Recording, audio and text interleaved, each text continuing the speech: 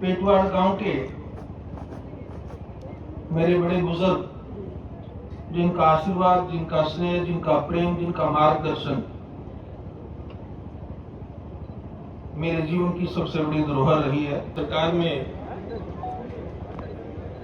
कानून मंत्री श्री अर्जुन राम मेघवाल जी, पंजाब व हरियाणा हाईकोर्ट के चीफ जस्टिस श्री शील लागू जी, हरियाणा सरकार में 3 मेधावी सीनियर मंत्री श्री रणबीर गंगवा जी, श्री महिपाल ढांडा जी, डॉक्टर अरविंद शर्मा जी, पंजाब व हरियाणा हाईकोर्ट से आए जज साहिबान,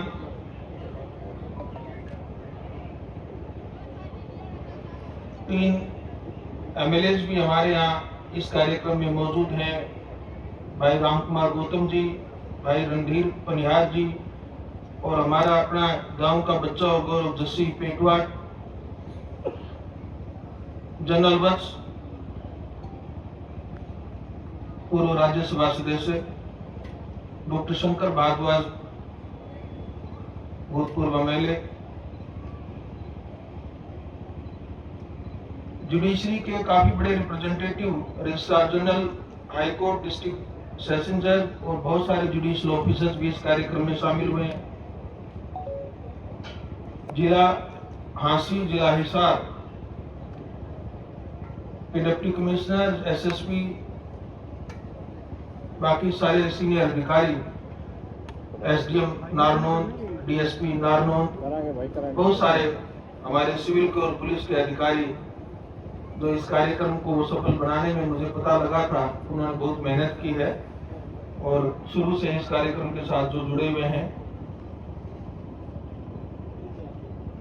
पेटवाड़ गांव की सरपंच, गांव के पंच,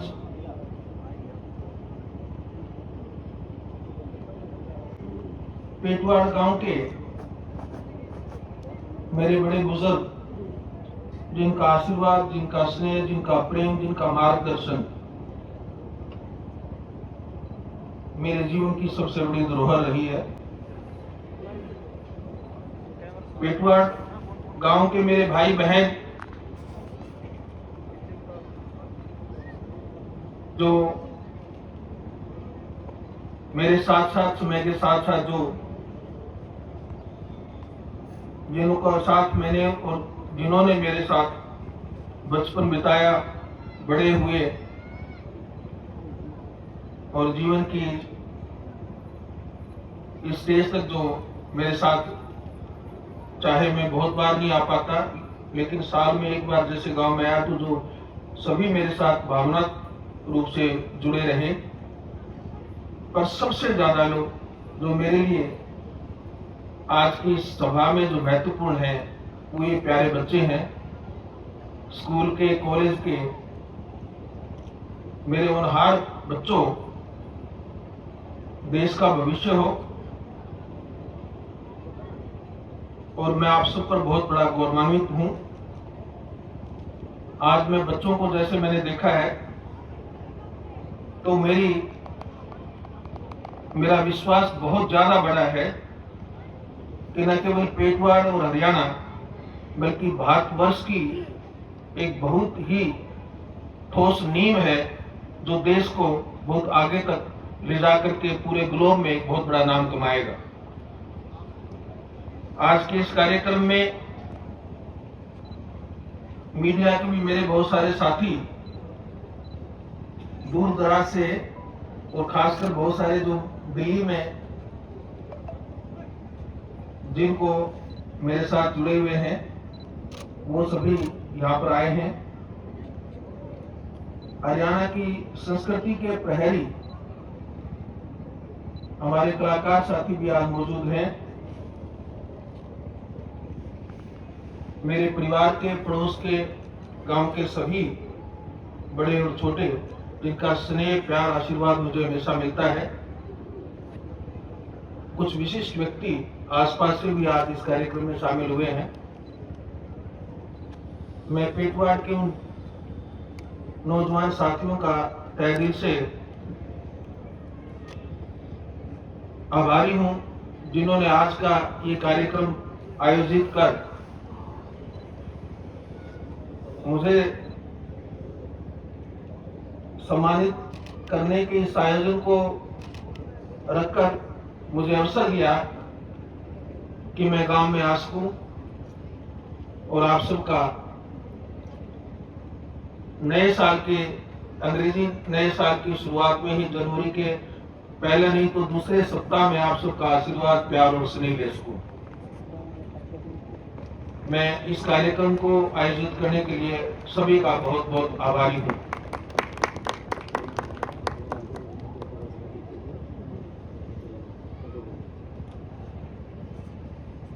जब भी ऐसे मंच पर आए तो ये दुविधा स्वाभाविक है कि क्या बोलूं और क्या न बोलूं। गांव की इस मिट्टी से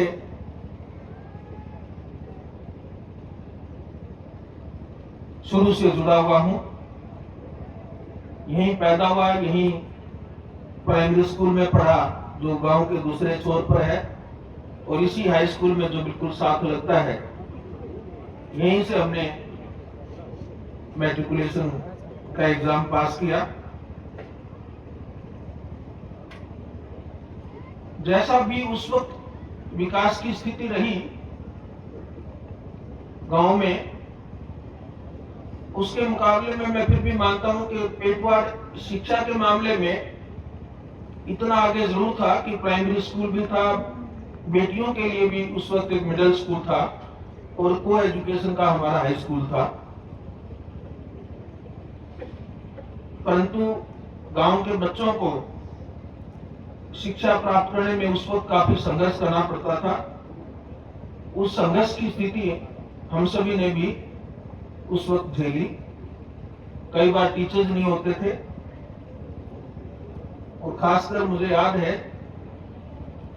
इंग्लिश में अगर कोई हमारे टीचर थे और उनका ट्रांसफर हो जाता था तो बड़ा मुश्किल हो जाता था, दोबारा कोई उनका सब्स्टिट्यूट नहीं आता था महीनों महीनों तक। उस दौर में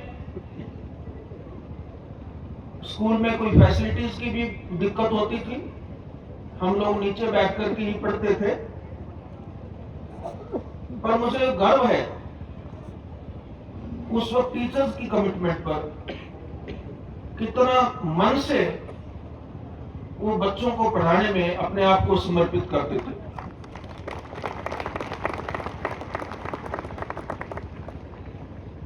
इस गांव में मेरे इंग्लिश के टीचर होते थे मास्टर प्रेम सिंह जी, मदर हेड़ी गांव से थे, अगर मुझे अच्छी तरह याद है तो। उन्होंने कुछ बच्चों को परखा,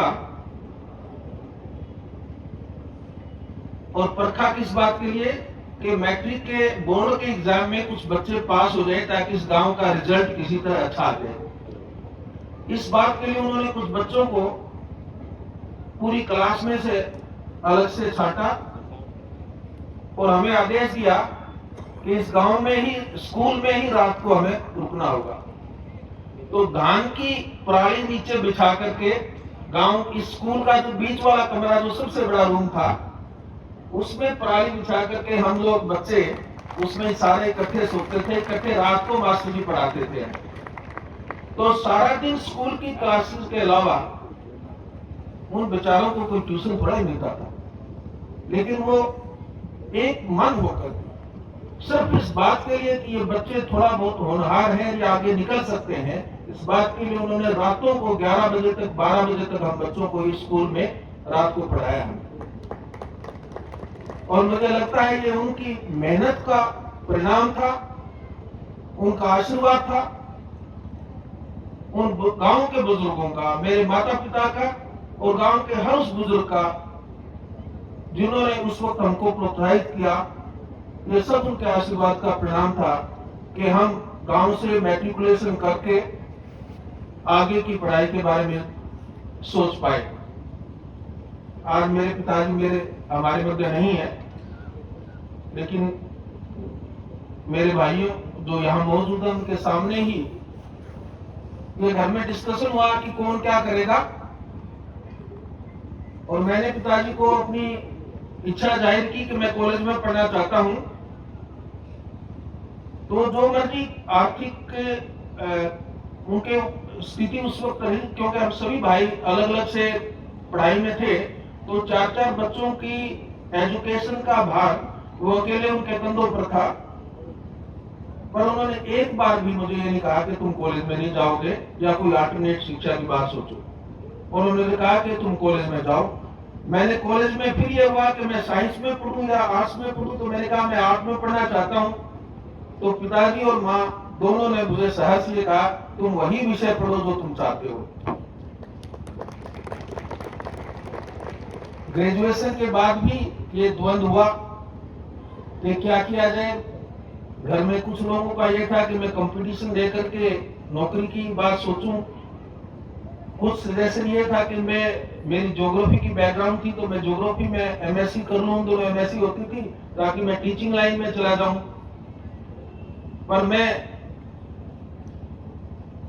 थोड़ा सा हटी था, और हट तो हट है। मैंने हट किया कि मैं तो लॉ करना चाहता हूं। लॉ का तो किसी को घर में कोई पता ही नहीं था, न घर में कोई लॉ पढ़ता था, न किसी ने पढ़ा था, न किसी रिश्तेदारी ने पढ़ा था। पर मेरी इच्छा थी कि मैं लॉ पढ़ूं, और पिताजी ने मुझे उस बात पर भी पूरा समर्थन दिया कि जो तुम चाहते हो वही करो।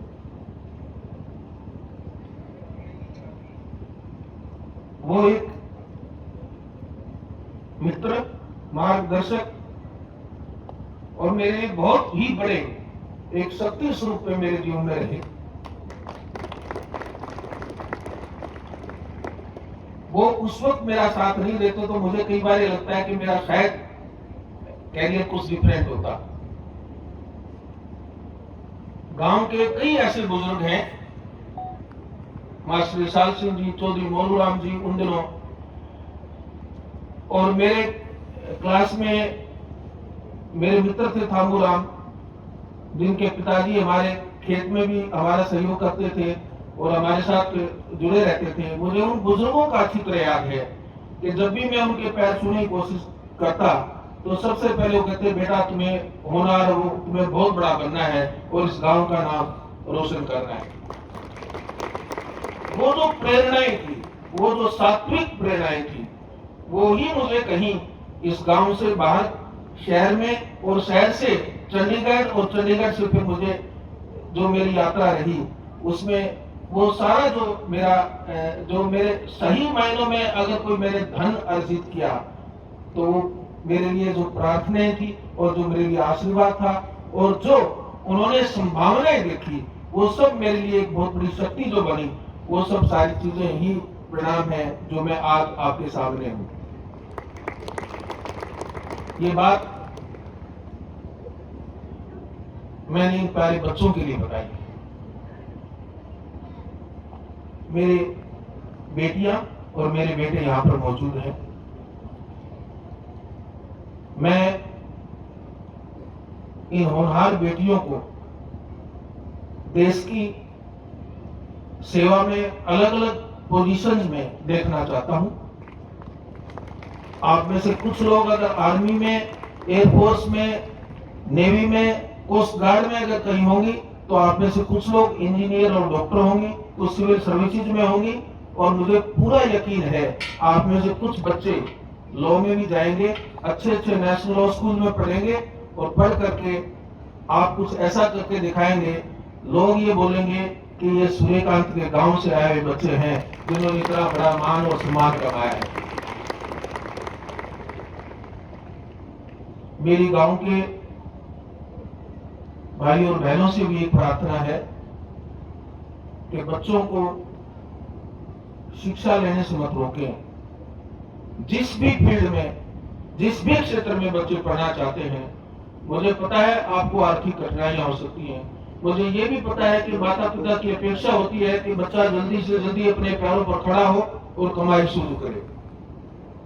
पर आप एक बात आप पहले से गांठ मान करके रख लेना कि सबसे बड़ी कमाई आपके बच्चों की शिक्षा का धन है।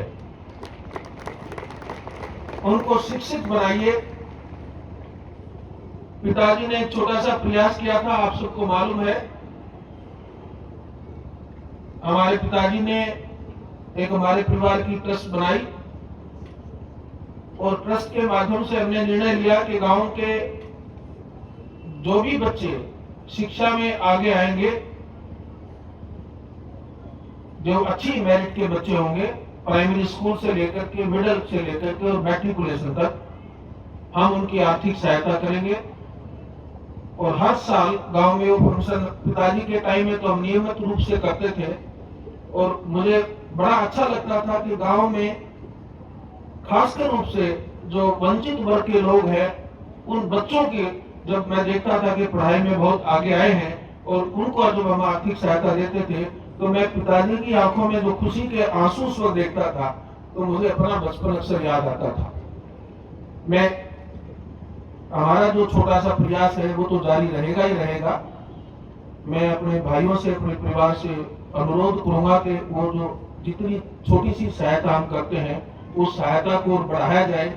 मैं उसके अलावा मैं गांव के सभी भाई बहनों से ये प्रार्थना करूंगा कि गांव के होनहार बच्चों के लिए, खासकर जो गरीब परिवारों के बच्चे हैं, जिस परिवार के बच्चे को आप एक बार ढूंढ लें कि इसको हायर एजुकेशन में बच्चा कुछ करके दिखा सकता है, उस बच्चे की जिम्मेवारी आप अकेले माँ बाप पर मत छोड़िएगा।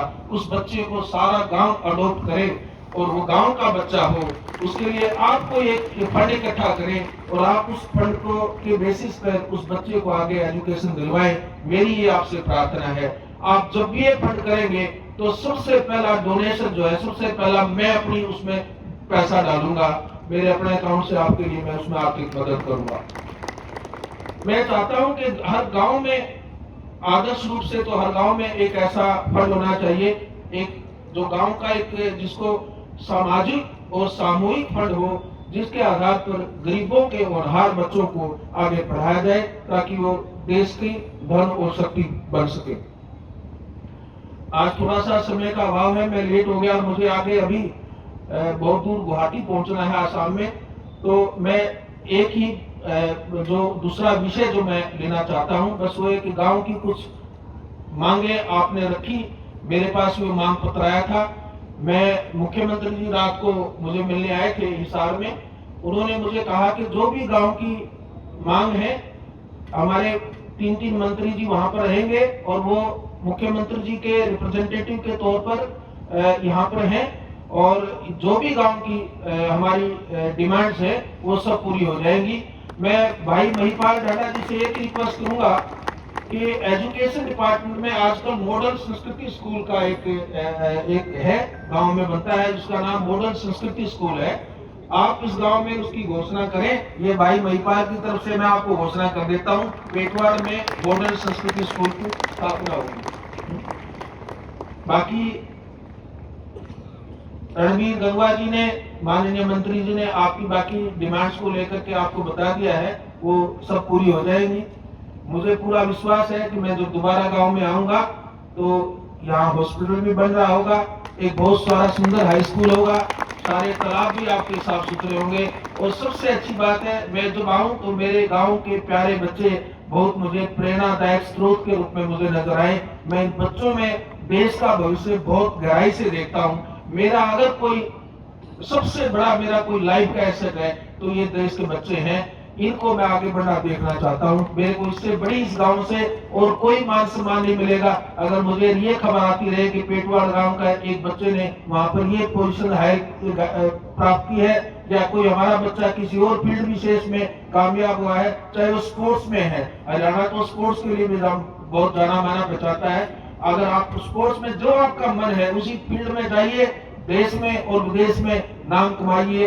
यही पेटवाड़ गांव के लिए हमारा सबसे बड़ा एक तोहफा होगा। हम सब उसी के लिए समर्पित रहेंगे। मैं गांव वालों का बहुत बहुत आभारी हूं। आपने आज ये कार्यक्रम किया और आपने अपने इस बच्चे को, इस बेटे को याद किया। बहुत बहुत धन्यवाद। जय हिंद, जय भारत। धन्यवाद महोदय। अभी बैठे रहिएगा, कार्यक्रम अभी शेष है, आप बैठ जाइए 2 मिनट के लिए। और सभी ग्रुप फोटो जो बच्चे यहाँ